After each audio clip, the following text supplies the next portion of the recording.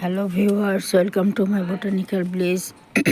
Sorry, আশা করি আপনারা সবাই ভালো আছেন, আমিও ভালো আছি। এই যে দেখুন, এটা আমার আনার গাছ। এর আগে আমি আপনাদেরকে ভিডিও দিয়েছিলাম আনার গাছের। এই যে আনার ধরেছে, দুটো লাল হচ্ছে আস্তে আস্তে, আর ওই আগায় আরও কুড়ি এসছে।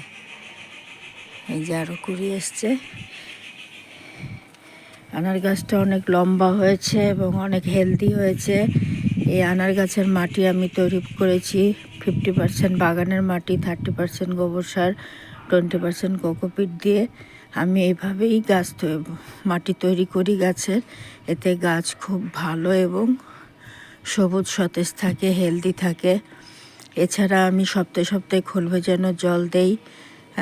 সপ্তাহে সপ্তাহে খোল ভেজানো জল দিলে ফলের সাইজ বড় হয়, ফুল ফলের সাইজ এবং সঠিকভাবে বাড়ে, সঠিক আকৃতির হয়।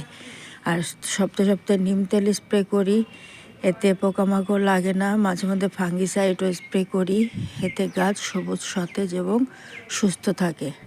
আপনারা চাইলে ছাদ বাগানে এরকম আনার চাষ করতে পারেন।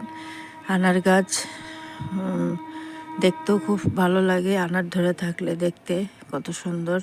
আমার এটা 10 ইঞ্চি টবে বসানো আছে, 10 ইঞ্চি টবেই হয়ে গেছে।